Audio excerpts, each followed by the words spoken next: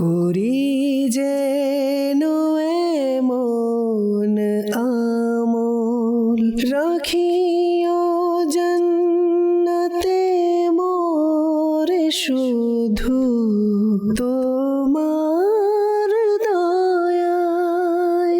আলহামদুলিল্লাহি রব্বিল আলামিন ওয়াসসালাতু ওয়াসসালামু আলা সাইয়্যিদিল মুরসালিন আম্মা বা'দ ফাআউযু বিল্লাহি মিনাশ শাইতানির রাজীম বিসমিল্লাহির রহমানির রহিম আসসালাতু ওয়াসসালামু আলাইকা ইয়া রাসূলাল্লাহ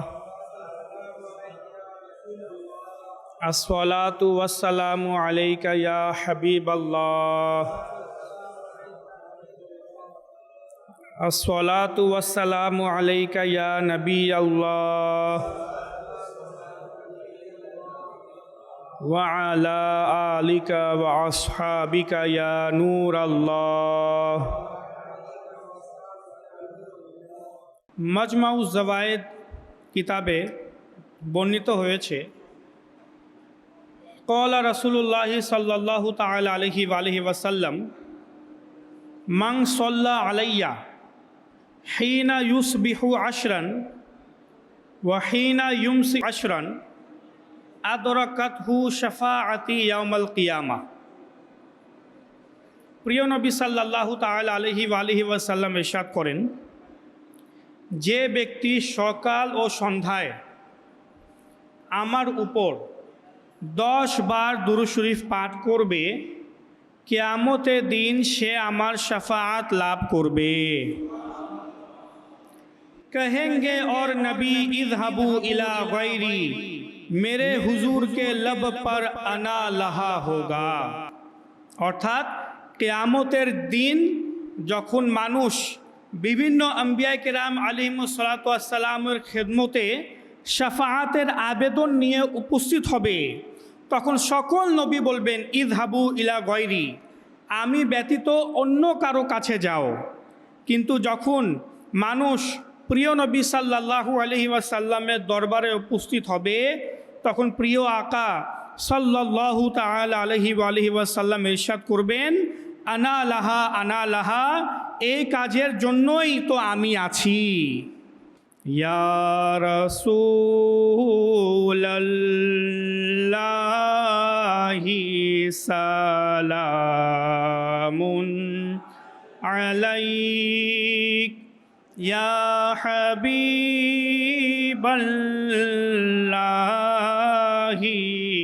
সালামুন আলাইক ইয়া রাসূলাল্লাহি সালামুন ইয়া হাবিবাল্লাহি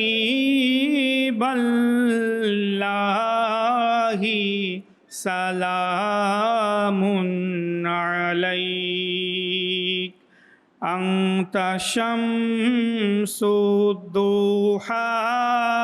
আনতা বদরুদ্দুজা আনতা সাদিরুল উলা আনতা নূরুল হুদা ইয়া রাসূলাল্লাহি সালামুন ইয়া হাবিবাল্লাহি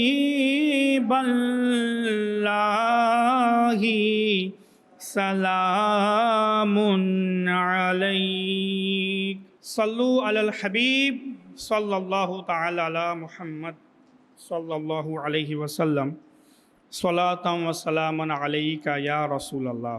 আল্লাহ রাব্বুল আলামিন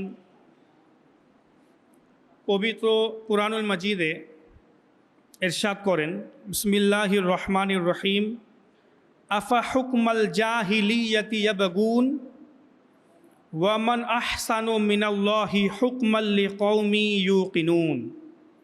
সাদাকাল্লাহুল আযীম ওয়া সাদাকা রাসূলুহুন নবিয়ুল করিম। অর্থ, তবে কি তারা অন্ধকার যুগের বিচার ব্যবস্থা কামনা করে এবং আল্লাহর চেয়ে অধিকতর ভালো কার বিচার ব্যবস্থা আছে? বিশ্বাসীদের জন্য। এটা হচ্ছে আয়াতে মোবারকার অর্থ। 61 হিজরির ঘটনা। পাপিষ্ঠ ইয়াজিদ মসনদে বসেছিল। সে ইমামে আলী মাকাম, ইমাম তৃষ্ণায় কাম, ইমাম হোসেন রাদিয়াল্লাহু তাআলা আনহু এর নিকট বাইআতের দাবি জানালো। তিনি বাইআত হলেন না এবং মদিনা ছেড়ে মক্কায় চলে এলেন। আবদুল্লাহ বিন সুলাইম আসাদি বলেন, আমরা হজ করার জন্য কুফা থেকে মক্কায় আসলাম। চাষের সময় ছিল। আমি দেখলাম ইমামে আলী মাকাম ইমাম হুসাইন রাদিয়াল্লাহু তাআলা আনহু এবং হযরত আবদুল্লাহ ইবনে জুবায়ের রাদিয়াল্লাহু তাআলা আনহুমা কাবা শরীফের দরজার নিকট দাঁড়িয়ে কথা বলছেন। হযরত আবদুল্লাহ ইবনে জুবায়ের রাদিয়াল্লাহু তাআলা আনহুমা আরজ করলেন, হে ইমামে হুসাইন, আপনি এখানে থামুন, আমরা আপনার বাইয়াত গ্রহণ করব।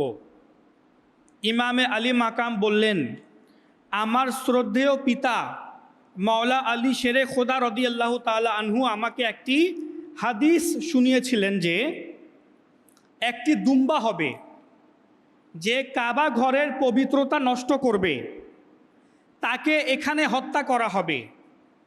আমি এখানে থেকে সেই দুম্বা হতে চাই না।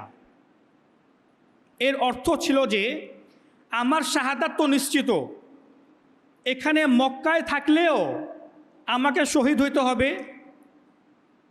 তবে ক্ষতি এটি হবে যে পাপিষ্ঠ ইয়াজিদ আমার শত্রুতার কারণে মক্কারও পবিত্রতা নষ্ট করবে, অতএব আমাকে যেতেই হবে। এরপর এই দুইজন ব্যক্তি দীর্ঘক্ষণ নিচু স্বরে কথা বললেন, এমনকি জোহরের সময় নিকটবর্তী হল। এরপর ইমামে আলী মাকাম ইমাম হুসাইন রাদিয়াল্লাহু তাআলা আনহু তাওয়াফ করলেন, সাফা ও মারওয়ার সাই করলেন, চুল কাটলেন, উমরা সম্পূর্ণ করলেন। তারপর কুফার জন্য রওনা হয়ে গেলেন। বর্ণনায় আছে ফারজাদাক, এক ব্যক্তির নাম ফারজাদাক, যিনি আরবের প্রখ্যাত কবি ছিলেন। পথের মধ্যে ইমামে আলী মাকামের সাথে তার সাক্ষাৎ হল। ইমামে আলী মাকাম ইমাম হুসাইন রাদিয়াল্লাহু তাআলা আনহু তাকে জিজ্ঞাসা করলেন, কুফার লোকদের কি অবস্থা? তো ফারজাদাক বলল, লোকদের অন্তর আপনার সাথে আছে। কুফার লোকদের অন্তর আপনার সাথে আছে, কিন্তু তলোয়ার ইয়াজিদের সাথে আছে। আসমান থেকে ফয়সালা হয়ে গেছে, তাই হবে যা আল্লাহ পাক চাইবেন। এ কথা শুনে ইমামে আলী মাকাম ইমাম হুসাইন রাদিয়াল্লাহু তাআলা আনহু বললেন, হে ফারজাদাক, তুমি সত্য বলেছ। হুকুম আগেও আল্লাহ পাকের ছিল, পরেও আল্লাহ পাকের হবে। আল্লাহ যা চান তাই হয়। প্রতিদিন আমাদের প্রতিপালকের নতুন নতুন শান প্রকাশিত হয়। যদি আল্লাহর ফয়সালা তাই হয় যা আমরা চাই, তবে আমরা তার নেয়ামতের উপর প্রশংসা করি। তিনিই আমাদেরকে কৃতজ্ঞতার তৌফিক দান করেন। আর যদি আল্লাহ পাকের ফয়সালা অন্য কিছু হয়, তবুও যার নিয়ত সত্য, যিনি সত্যের অনুসারী, যিনি শুধু মানুষের সামনে নয় বরং নির্জেয় তাকওয়া অবলম্বনকারী, সে অবাধ্যতা করে না। আল্লাহ পাকের ফয়সালার সামনে, আল্লাহ তাআলার সিদ্ধান্তর সামনে মাথা নত করে। এই বলে ইমামে আলী মাকাম কুফার দিকে রওনা হলেন। পথে ইয়াজিদ বাহিনী তার পথ রোধ করল। এভাবে তিনি কারবালায় পৌঁছালেন। তারপর তাই হইল যা তকদিরে লেখা ছিল। ইমামে হুসাইন রাদিয়াল্লাহু তাআলা আনহু তার ৭২ জন বিশ্বস্ত সঙ্গীর সাথে 10ই মুহররমুল হারাম 61 হিজরিতে কারবালার ময়দানে পাপিষ্ঠ ইয়াজিদের বিরুদ্ধে সত্যের আওয়াজ তুললেন। নানা জানের দিনের অত্যন্ত প্রহরী হয়ে অত্যাচার সহ্য করে দুঃখ ও শোকের পাহাড়ের সামনে অবিচল থেকে চরম সম্মানের সাথে বীরত্বের সহিত শান ও শৌকতের সাথে সেজদারত অবস্থায় শহীদ হলেন। এবং কিয়ামত পর্যন্ত দুনিয়ার জন্য বাতিলের বিরুদ্ধে রুখে দাঁড়ানোর, সত্যের পথে চলার, দিনদারির, সম্মানের সাথে বাঁচার, সম্মানের সাথে মরার, বীরত্বের, সাহসিকতার, অবিচলতার এবং ধৈর্য ও সন্তুষ্টির শিক্ষা দিয়ে আমাদেরকে গেলেন। আল্লামা ইবনে হাজার মক্কি রহমাতুল্লাহি তাআলা আলাইহি উল্লেখ করেন, যখন হযরত ইমাম হুসাইন রাদিয়াল্লাহু তাআলা আনহু শহীদ হলেন, যে দিন তিনি শহীদ হলেন সেদিন সূর্যগ্রহণ লাগলো, আকাশ লাল হয়ে গেল, 3 দিন পর্যন্ত দুনিয়ায় অন্ধকার ছেয়ে থাকলো। এমনকি দিনেও এমন অন্ধকার যে দিনেও তারকা দেখা যেতে লাগলো। অনেক দিন পর্যন্ত আকাশ থেকে রক্ত ঝরল। এর প্রভাবে দেয়াল ও দালান কোঠা রঙিন হয়ে গেল। যে কাপড় এতে রঙিন হয়েছে তার লাল ভাব অনেক দিন পর্যন্ত ছিল, পরিষ্কার করার পরও তা যেত না। সিরিয়ায় সেই দিন যেই পাথর তোলা হইতো তার নিচ থেকে তাজা রক্ত বের হইতো, যেদিন ইমাম হুসাইন রাদিয়াল্লাহু তাআলা আনহুকে শহীদ করা হয়েছে। এই অবস্থা দেখে লোকদের মনে হইল যে সম্ভবত কিয়ামত কায়েম হয়ে গেছে। আমার প্রিয় ইসলামী ভাইরা, কারবালা একটি বাস্তবতা, এটি হৃদয় বেদারক একটি ঘটনা। ধৈর্য, অবিচলতা, সহনশীলতা, আত্মদান, আল্লাহর সন্তুষ্টিতে সন্তুষ্ট থাকা এবং সত্যের পথে অটল থাকার এক মহা ঘটনা। আরিফে খারি শরীফ মোহাম্মদ বখশ রহমতুল্লাহি তাআলা আলাইহি লিখছেন, ইমামে আলী মাকাম ইমাম হুসাইন রাদিয়াল্লাহু তাআলা আনহু সেই মোবারক সত্তার নাতি, যিনি আসমানের দিকে দৃষ্টি করলে মহান আল্লাহ রাব্বুল আলামিন কিবলা পরিবর্তন করে দেন। তিনি চাইলে, সেই ইমামে হোসেন চাইলে ময়দানে কারবালায় কি না করতে পারতেন। চাইলে ইয়াজিদ বাহিনীকে ছাইয়ের স্তূপে পরিণত করতে পারতেন, কিন্তু তিনি সামর্থ্য থাকা সত্ত্বেও জোর খাটাননি। আল্লাহ পাকের সন্তুষ্টি ছিল তার উদ্দেশ্য। আল্লাহ পাক যে তাকদীর লিখেছিলেন তার উপর তিনি সন্তুষ্ট থাকতে চেয়েছেন। যদিও তিনি দিন ও দুনিয়ার সর্দার, তবুও তৃষ্ণা সহ্য করতে করতে দুনিয়া থেকে তিনি বিদায় নিলেন। নিশ্চয় কারবালা অত্যন্ত শোকাবহ এবং হৃদয় বিদারক ঘটনা। কারবালার ঘটনায় আপনজনদের বিশ্বস্ততাও আছে, আবার ইয়াজিদের নিষ্ঠুরতাও আছে। কারবালায় ধৈর্যের শেষ সীমা আছে এবং ইয়াজিদের পক্ষ থেকে অত্যাচারের শেষ সীমাও আছে। এতে আমাদের জন্য অনেক শিক্ষা বিদ্যমান। তবে আমরা এটি বলতে পারি যে কারবালাকে যে বিষয়টি কারবালা বানিয়েছে, কারবালাকে যে বিষয়টি কারবালা বানিয়েছে, অর্থাৎ এই ঘটনাটি যে বিশেষ গুরুত্ব পেয়েছে তা হল ইমামে আলী মাকাম রাদিয়াল্লাহু তাআলা আনহুর ইয়াজিদের বিরুদ্ধে অবস্থান। আজ এই বিষয়টি বোঝার প্রয়োজন। ইমামে আলী মাকাম ফোরাত নদীর তীরে থেকেও তৃষ্ণা সহ্য করেছেন, ইয়াজিদের নিষ্ঠুরতা দেখেছেন, পাপিষ্ট ইয়াজিদের বেয়াদবিমূলক বাক্য শুনেছেন। হযরত আলী আকবর, তার সন্তান হযরত আলী আকবর থেকে শুরু করে হযরত আলী আসগর রাদিয়াল্লাহু তাআলা আনহুমা পর্যন্ত নিজের শাহজাদাদের কুরবানি দিয়েছেন। ভাইদের রক্তে রঞ্জিত লাশ নিজের হাতে তুলেছেন, নিজের উৎসর্গিত সাথীদের কুরবানি দিয়েছেন। হযরত আব্বাস রাদিয়াল্লাহু তাআলা আনহুর কাটা হাতও প্রত্যক্ষ করেছেন। মোট কথা, কারবালার ময়দানে এমন কোনো দুঃখ বা শোক ছিল না যা ইমামে আলী মাকাম ইমাম হুসাইন রাদিয়াল্লাহু তাআলা আনহুর হৃদয়ের উপর দিয়ে যায়নি। সকল অত্যাচার সহ্য করেছেন, সকল কষ্ট হৃদয়ে ধারণ করেছেন। এখন প্রশ্ন হইল, এই সব কিছু শেষ পর্যন্ত তিনি কেন করলেন? এই সব কিছু কেন হচ্ছিল?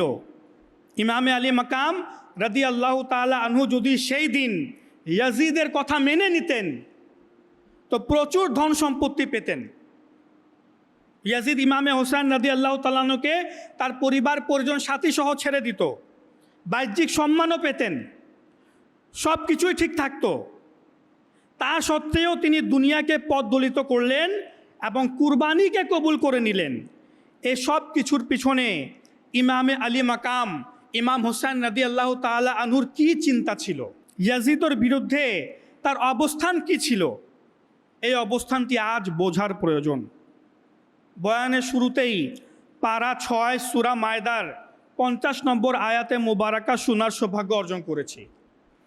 এই আয়াতে কারিমার আলোকে ইমামে আলী মাকাম রাদিয়াল্লাহু তাআলা আনহুর অবস্থান পরিষ্কারভাবে ফুটে উঠেছে। তিনি রাদিয়াল্লাহু তাআলা আনহু মক্কা থেকে রওনা হওয়া থেকে শুরু করে কারবালার ময়দানে 10ই মুহররমের সকাল পর্যন্ত যে সব খুতবা দিয়েছেন, যা কিছু ইরশাদ করেছেন, সে সব কিছুই যেন এই আয়াতে কারিমারই ব্যাখ্যা ছিল। আয়াতটি কি? আয়াতে মুবারাকাটি শুনুন। তারপর এই আয়াতের আলোকে আমরা ইমামে আলী মাকাম ইমাম হোসেন রাদিয়াল্লাহু তাআলা আনহুর অবস্থানকে বোঝার চেষ্টা করব। আল্লাহ পাক ইরশাদ করেন, বিসমিল্লাহির রহমানির রহিম, আফা হুকমাল জাহিলিয়াতি ইয়াবগুন, তবে তারা কি অন্ধকার যুগের, জাহিলি যুগের বিচার ব্যবস্থা কামনা করে? এর তাফসিরে এসেছে এটি সেই সময়ের অমুসলিম বনি ইসরায়েল সম্পর্কে ইরশাদ হয়েছে। একবার বনি ইসরায়েলের কিছু প্রখ্যাত বড় বড় আলিম একত্রিত হয়ে হুজুর সাল্লাল্লাহু আলাইহি ওয়াসাল্লামের দরবারে হাজির হয় এবং আরজ করে, হে মোহাম্মদ সাল্লাল্লাহু আলাইহি ওয়াসাল্লাম, আপনি জানেন আমরা বনি ইসরায়েলের আলিম, যদি আমরা কালেমা পড়ি তবে আমাদের পুরো জাতি কালেমা পড়ে নিবে। আমরা ইসলাম কবুল করতে প্রস্তুত, শুধু একটি শর্ত রয়েছে, অমুক গোত্রের সাথে আমাদের ঝগড়া, আমরা সেই ঝগড়ার ফয়সলা আপনাকে দিয়ে করাবো, আপনি আমাদের পক্ষে ফয়সলা করে দিবেন, আমরা কালেমা পড়ে মুসলমান হয়ে যাব। অর্থাৎ আমরা সঠিক পথে থাকি বা ভুল পথে থাকি, আপনি ফয়সলা করার সময় আমাদের পক্ষ নেবেন, আমাদের পক্ষ হয়ে ফয়সলা করবেন। তখন এই প্রেক্ষিতে সূরা মায়দার 49 ও 50 নম্বর আয়াতে মোবারকা অবতীর্ণ হইল। আল্লাহ পাক কিয়ামত পর্যন্ত যত ইসলামী শাসক আসবেন বা হবেন, ইসলামের সিংহাসনে যারা বসবেন, তাদের সবাইকে এই নির্দেশ দিয়ে দিলেন। কি নির্দেশ? হে মুসলমান, আল্লাহ যা অবতীর্ণ করেছেন সেই অনুযায়ী বিচার নিষ্পত্তি করো এবং তাদের খেয়াল খুশির অনুসরণ করো না। একজন ইসলামী শাসকের যত ফয়সলা করতে হবে, সে যেন নিজের মন অনুযায়ী না করে, নিজের নফস অনুযায়ী না করে। ইসলামী সিংহাসনে বসা ব্যক্তির জন্য এটি আবশ্যক যে সে কোরআনকে নিজের মানদণ্ড বানাবে, কোরআনের শিক্ষার উপর আমল করবে, এর আলোকে সমস্ত নীতি ও আইন তৈরি করবে, কোরআনের শিক্ষাকেই সমাজে প্রচলিত করবে। এর নির্দেশ দেওয়ার পরই আল্লাহ তাআলা ইরশাদ করেন, তবে তারা কি অন্ধকার যুগের বিচার ব্যবস্থা কামনা করে? ইসলাম চলে এসেছে, হেদায়ত চলে এসেছে, নূর চলে এসেছে, হুজুর সাল্লাল্লাহু আলাইহি ওয়াসাল্লামকে প্রেরণ করে দেওয়া হয়েছে, কোরআন চলে এসেছে, এরপরেও তারা কি চায় যে হকের সাথে ফয়সলা না হোক, সমাজের মধ্যে হক এবং সঠিক বিচার না হোক, বরং জাহিলি যুগের যে প্রথাসমূহ ছিল তাই বিচল থাকুক? না, বরং আল্লাহ এরপর ইরশাদ করেন, এবং আল্লাহর চেয়ে অধিকতর ভালো বিচার ব্যবস্থা কার আছে? আল্লাহর চেয়ে ভালো বিচার ব্যবস্থা আর কার আছে? নিশ্চিত বিশ্বাসীদের জন্য, যারা আল্লাহকে বিশ্বাস করে তাদের জন্য আল্লাহর বিচার ব্যবস্থাই সবচেয়ে ভালো। এই আয়াতে কারিমায় কত চমৎকারভাবে একজন ইসলামী শাসকের মৌলিক দায়িত্ব বর্ণনা করে দেওয়া হয়েছে। এটি জানিয়ে দেওয়া হয়েছে যে কোনো ইসলামী শাসক সাম্রাজ্যের সমস্ত ফয়সলা নিজের ইচ্ছায় নয়, রীতিনীতির উপর নয়, বরং আল্লাহ পাকের পবিত্র কালাম কোরআনে কারিমের আলোকে করতে হবে। ইয়াজিদের সাথে ইমামে আলী মাকাম ইমাম হোসেন রাদিয়াল্লাহু তাআলা আনহুর এটাই মৌলিক বিরোধ ছিল। ইয়াজিদ ইসলামের সিংহাসনে বসেছিল, সে জবর দখল করেছিল, কিন্তু সে নিজে ছিল ফাসিক, বেনামাজি, মদ্যপায়ী, পাপাচারী, দুশ্চরিত্রবান, আল্লাহর আনুগত্য ছেড়ে শয়তানের অনুসরণকারী, বিশৃঙ্খলা সৃষ্টিকারী, আল্লাহ পাকের বিধান পথদলিতকারী, আল্লাহ পাকের হালাল করা জিনিসকে হারাম ও হারাম করা জিনিসকে হালাল ঘোষণাকারী, সুন্নাত পরিবর্তনকারী, সুন্নাত বিরোধী কাজের প্রচলনকারী ছিল। এই পাপিষ্ঠ নিজে প্রিয় নবী সাল্লাল্লাহু আলাইহি ওয়াসাল্লামের সুন্নাতের অনুসরণ তো করতোই না, এবং অন্যদেরও সুন্নাত বিরোধী কাজে প্ররোচিত করত। তার হৃদয়ের ঝোঁক ইসলামের দিকে নয়, বরং নফসের চাহিদার দিকে ছিল। ইসলামের নূর আসার পর সে আবারও ইসলামী যুগকে জাহিলিয়তের অন্ধকারের দিকে ঠেলে দিতে চাচ্ছিল। এ কারণে ইমামে আলী মাকাম ইমাম হোসেন রাদিয়াল্লাহু তাআলা আনহুয়ের তার সাথে মতভেদ ছিল। এ কারণেই তিনি তার বিরুদ্ধে রুখে দাঁড়িয়েছিলেন। এ কারণে তিনি তার বাইয়াত গ্রহণ করেননি। এ কারণেই তিনি কারবালা তাশরিফ এনেছিলেন এবং সমাজকে জাহিলিয়তের অন্ধকার থেকে বাঁচাইতে ও ইসলামী নূরে উদ্ভাসিত রাখতে তিনি সকল অত্যাচার সহ্য করেছেন, অবশেষে শাহাদাতের সুধাও পান করে নিলেন। ইমামে আলী মাকাম ইমাম হোসেন রাদিয়াল্লাহু তাআলা আনহু অনেক স্থানে নিজের এই পরিষ্কার অবস্থান ঘোষণা করেছিলেন। একবার তিনি বসরার কিছু সর্দারের কাছে চিঠি লিখেছিলেন।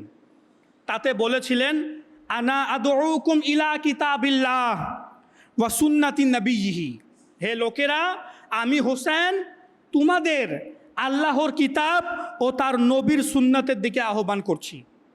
ফা ইন্না সুন্নাতা কদ উমিতাত ওয়া ইন্নাল বিদআতা কদ উহইয়াত, নিশ্চয়ই সুন্নাতকে মেরে ফেলা হচ্ছে এবং বিদআতকে অর্থাৎ জাহিলিয়তের গুমরাহি সমূহকে প্রচলিত করা হচ্ছে।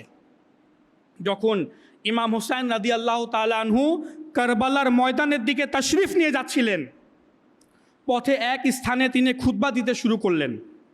বললেন, হে লোকেরা, রাসূল পাক সাল্লাল্লাহু আলাইহি ওয়াসাল্লাম ইরশাদ করেছেন, নিশ্চয় যে ব্যক্তি এমন শাসককে দেখে যে অত্যাচার করে, এমন শাসককে দেখে যে আল্লাহ পাকের হারাম করা জিনিসকে হালাল ঘোষণা করে, এমন শাসককে দেখে যে আল্লাহ পাকের অঙ্গীকারকে ভঙ্গ করে, এমন শাসককে দেখে যে সুন্নাতের বিরোধিতা করে, এমন শাসককে দেখে যে মানুষের মধ্যে গুনাহ ও অত্যাচার নিপীড়ন প্রচলিত করে, তাহলে এমন দর্শক যদি এমন অত্যাচারীকে তার মন্দ কাজ থেকে হাত দিয়ে না ঠেকায়, মুখ দিয়ে না আটকায়, তবে আল্লাহ পাকের উপর হক হইল ওই দর্শককে আল্লাহ রাব্বুল আলামিন সেই অত্যাচারীর সাথেই রাখবেন। নাউযুবিল্লাহ। সে কোনো ভুল কাজ করছে না, কিন্তু সে তার বিরুদ্ধে রুখে দাঁড়াচ্ছে না, তাকে থামাচ্ছে না। আল্লাহ রাব্বুল আলামিন যে দেখছে সব কিছু, ওই দর্শককেও আল্লাহ তাআলা ওই ব্যক্তির সাথে রাখবেন। শুনে রাখো, নিশ্চয়ই এই ইয়াজিদিরা শয়তানের আনুগত্যকে আবশ্যক ধরেছে, আল্লাহর আনুগত্য বর্জন করেছে, মানুষের মধ্যে বিশৃঙ্খলা ছড়িয়েছে, আল্লাহ পাকের সীমা লঙ্ঘন করেছে, আল্লাহ পাকের হারাম করা জিনিসকে হালাল এবং হালাল করা জিনিসকে হারাম সাব্যস্ত করেছে। আর আমি এই বিষয়ের সবচেয়ে বেশি হকদার যে এমন অত্যাচারের সামনে হকের বাণী উচ্চারণ করি। এটি ছিল ইমামে আলী মাকাম ইমাম হোসেন রাদিয়াল্লাহু তাআলা আনহুর পরিষ্কার অবস্থান। তিনি বলেছিলেন, ইয়াজিদ জাহিলিয়ত ছড়াচ্ছে, ইসলামের নূর মিটিয়ে দিচ্ছে, শয়তানি কাজের প্রচলন ঘটাতে চাচ্ছে, সমাজকে, মুসলিম উম্মাহকে কিতাবুল্লাহ থেকে সরিয়ে জাহিলিয়তের অন্ধকারের দিকে ঠেলে দিতে চাচ্ছে। অথচ কোরআনে করিম একজন ইসলামী শাসকের জন্য এই সুস্পষ্ট আইন বলে দিয়েছে যে একজন ইসলামী শাসক শুধুমাত্র কিতাবুল্লাহ অনুযায়ী ফয়সলা করতে পারে, এর বাইরে যেতে পারে না। এই কারণে ইমামে হোসেন রাদিয়াল্লাহু তাআলা আনহু তার বাইয়াত গ্রহণ করেন নাই। এটাও বড় সমস্যা হয়ে গেছে যে মানুষ কারবালাকে নিছক একটি প্রথায় পরিণত করে রেখেছে। যখনই মুহররমুল হারাম মাস আসে, আমরা কারবালার ঘটনাকে স্মরণ করি, ইমাম হোসেন রাদিয়াল্লাহু তাআলা আনহুকে স্মরণ করি, শুধু এতটুকুই, যে অবস্থানের ভিত্তিতে ইমামে আলী মাকাম ইমাম হুসাইন রাদিয়াল্লাহু তাআলা আনহু এত বড় কুরবানি দিয়েছিলেন, আফসোস সেই অবস্থান আজ আমাদের মাঝে নেই। আফসোস যে জাহেলিয়তের অবস্থান মিটিয়ে দেওয়ার জন্য ইমাম হুসাইন রাদিয়াল্লাহু তাআলা আনহু কারবালার ধুলোকে রক্তে রঞ্জিত করেছিলেন, এখন সেই অন্ধকারগুলো আমাদের সমাজে মিশে গেছে। জাহিলিয়তের যুগে মদ্যপান সাধারণ ছিল, এই রোগ এখন আমাদের সমাজেও কি পাওয়া যাচ্ছে না? জাহিলিয়তের যুগে ব্যভিচার জিনা সাধারণ ছিল, আমাদের সমাজেও এর প্রবণতা বাড়ছে। বেহায়াপনা জাহিলিয়তের যুগের অনেক বড় দোষ ছিল, এখন এই দোষ আমাদের সমাজে পূর্ণ শক্তির সাথে ছড়িয়ে যাচ্ছে। গালিগালাজ জাহিলিয়তের যুগের অন্ধকার, আমাদের সমাজে তা সাধারণ ব্যাপার হয়ে গেছে। পিতামাতাকে কষ্ট দেওয়া জাহিলিয়তের যুগের অন্ধকার, আমাদের সমাজেও ওল্ড হাউসের প্রচলন বাড়ছে। আত্মীয়তার সম্পর্ক ছিন্ন করা, বরং আত্মীয়দের সাথে ঝগড়া করা, হিংসা বিদ্বেষের কারণে তাদের সাথে লড়াই করা জাহিলিয়তের অন্ধকার। আজ কোন ঘরটি এমন রয়েছে যেখানে ঝগড়া নেই? ভাই ভাইয়ের শত্রু, কারো চাচার সাথে বনে না, কেউ বড় চাচার উপর অসন্তুষ্ট, কারো ফুপুর প্রতি ঘৃণা, কেউ খালার উপর বিরক্ত, দুর্বলের উপর সবলের জোর খাটানো, ভয় দেখানো, ধমকানো, দুর্বলের হক আত্মসাৎ করা জাহিলিয়তের যুগের অন্ধকার। আমাদের সমাজে এটি কোন পর্যায়ে ছেয়ে আছে তা আমরা অনুমান করতে পারি না। গান বাজনা, মিউজিক, সঙ্গীত এর প্রচার তো এত বেশি বেড়ে গিয়েছে যে মসজিদেও মিউজিক্যাল টিউন শোনা যায়। মসজিদের মধ্যে নামাজরত অবস্থায় মিউজিক্যাল টিউন বেড়ে ওঠে। এগুলো জাহিলিয়তের যুগের অন্ধকার না তো আর কি? কোনো লজ্জাশীল মানুষ শুনলে তার বিবেক তাকে সাড়া দিবে, এটিও জাহিলিয়তের অন্ধকার। শীষ বাজানো, তালি বাজানো, কথায় কথায় তালি বাজানো জাহিলিয়তের যুগের রীতি। আজ আমাদের কোন এমন মজলিস বা বৈঠক রয়েছে যা তালিমুক্ত? জুয়া খেলা জাহিলিয়তের পদ্ধতি। আমাদের দেশে কত জুয়ার আসর রয়েছে, কত মানুষ জুয়ার চক্করে নিজের ঘর বাড়ি ধ্বংস করে ফেলেছে। বংশীয় আভিজাত্য, বাপ দাদার উপর গর্ব করা জাহিলিয়তের অন্ধকার। আজ কত মানুষ এমন রয়েছে যারা বংশীয় অহংকারের ভিত্তিতে দাঙ্গা হাঙ্গামা বাঁধিয়ে দেয়। সুদ, ইন্টারেস্ট জাহিলিয়তের যুগের অভিশাপ। আজ আমাদের সমাজেও তা প্রচলিত, বরং বাড়ছে, দিন বা দিন বাড়ছে। জাদু টোনা করা জাহিলিয়তের যুগের মন্দ কাজ, আজ ঘরে ঘরে জাদু টোনার সমস্যা বিদ্যমান। সার কথা হইল, জাহিলিয়তের যুগে যে সব মন্দ কাজ হইতো সেগুলোর কোনটি আজ আমাদের সমাজে হচ্ছে না? কোন জিনিসটি বাদ পড়ে গেছে? বরং আমাদের এখানে তো এই জাহিলি প্রথাগুলাকে উন্নতির নাম দেওয়া হয়। সুদকে প্রফিট বলে, হালাল বলে চালিয়ে দেওয়া হচ্ছে। সুদী লেনদেনকে অর্থনীতির উন্নতির মাধ্যম মনে করা হচ্ছে। মদ্যপানকে ফ্যাশনে পরিণত করা হচ্ছে। বেহায়াপনাকে আধুনিকতার নাম দেওয়া হচ্ছে। গুনাহের অন্ধকার মিটিয়ে দেওয়ার জন্য আমাদের নবী, আমাদের প্রফিট হযরত মুহাম্মদ মুস্তাফা সাল্লাল্লাহু তাআলা আলাইহি ওয়াসাল্লামের নাতি কারবালার ময়দানে নিজের পরিবার পরিজন সহ নিজেকে উৎসর্গ করে দিলেন। এই সব যা এখন আমি বললাম, এগুলো থেকে আমাদেরকে বাঁচানোর জন্য। আর আজ আমরা এগুলা গুনাহের মধ্যে নিমজ্জিত হচ্ছি, আর ভাবছি নাজাত পাবো, আর ভাবছি মুক্তি পাবো। গালিগালাজ আমার মুখে, গান বাজনা আমার মোবাইলে, পরিবার পরিজনের সাথে সম্পর্ক ছিন্ন আমার সাথে, হারাম কাজ আমি করছি, হারাম আমি খাচ্ছি, বাবা মাকে আমি কষ্ট দিচ্ছি। ইমামে আলী মাকাম ইমাম হোসেন রাদিয়াল্লাহু তাআলা আনহুর যা শিক্ষা ছিল, যা আদর্শ ছিল, যার জন্য একজন ব্যক্তি তার পরিবার পরিজন সহ সব কিছু কোরবান করে দিল এই ইসলামকে বাঁচানোর জন্য, আমাদেরকে পথভ্রষ্টতা থেকে বাঁচানোর জন্য, আজ আমরা সেই কাজের মধ্যে নিমজ্জিত হয়ে যাচ্ছি। বরং যখন মুহররমুল হারাম মাসের আগমন হয়, তখন এক দল ঘোল তাবলা নিয়ে নেমে যায়, এটাকে আনন্দ এবং ফুর্তির একটা মাধ্যম বানিয়ে ফেলে। ঢোল তাবলা ফুর্তির জন্য ইমাম হোসেন রাদিয়াল্লাহু তাআলা আনহু কোরবানি দিয়েছেন? আমরা কোন দিকে যাচ্ছি? আমাদের সমাজ কোন দিকে যাচ্ছে? ইমামে হুসাইন রাদিয়াল্লাহু তাআলা আনহু নিষ্ঠার সাথে শুধু এই কারণে শহীদ হয়েছেন, তিনি শহীদ না হলেও পারতেন, নিজের পরিবার পরিজন নিয়ে চলে যেতেন আরেকদিকে, দুনিয়ার আরেক কোনায় গিয়ে থাকতে পারতেন, কেউ তাকে কিছু বলতো না। হযরত আবু হুরায়রা রাদিয়াল্লাহু তাআলা আনহু বলেন যে ইমামে হুসাইন রাদিয়াল্লাহু তাআলা আনহু সেই মহান ব্যক্তি, যদি মানুষেরা তার সম্মান ভালোভাবে জেনে যেত তো ইমাম হুসাইন রাদিয়াল্লাহু তাআলা আনহুকে কাঁধের উপর নিয়ে চলতো, জমিনে পা রাখতে দিত না। ইমামে হুসাইন রাদিয়াল্লাহু তাআলা আনহুর জন্য হুজুর সাল্লাল্লাহু আলাইহি ওয়াসাল্লাম নিজের নামাজকে দীর্ঘ করে দিতেন, সেজদাকে দীর্ঘ করে দিতেন। সিজদারত অবস্থায় ছোট ইমামে হুসাইন রাদিয়াল্লাহু তাআলা আনহু যদি প্রিয় নবীর কাঁধের উপর চড়ে যেত, ওই 3 বার সুবহান রাব্বিয়াল আলাকে প্রিয় নবী যে কতবার পড়তেন সিজদার মধ্যে বাড়িয়ে দিতেন, কিন্তু ইমাম হুসাইনের জন্য কষ্ট না হয়। সেই ইমামে হুসাইন রাদিয়াল্লাহু তাআলা আনহু সিজদার মধ্যে নিজে গলা কেটে দিলেন। শুধু কারবালার সময় আশুরার দিন ইমাম হুসাইন রাদিয়াল্লাহু তাআলা আনহুকে স্মরণ করলে হবে না, স্মরণ তো অবশ্যই করতে হবে, কারণ আহলে বাইতের মোহাব্বত ইমানের অঙ্গ, ইমানের অংশ। কিন্তু শুধু স্মরণ করলে হবে না, তার আদর্শকে অনুসরণ করতে হবে, নিজেকে গুনাহ থেকে বাঁচাতে হবে, খারাপ কাজ থেকে বাঁচাতে হবে।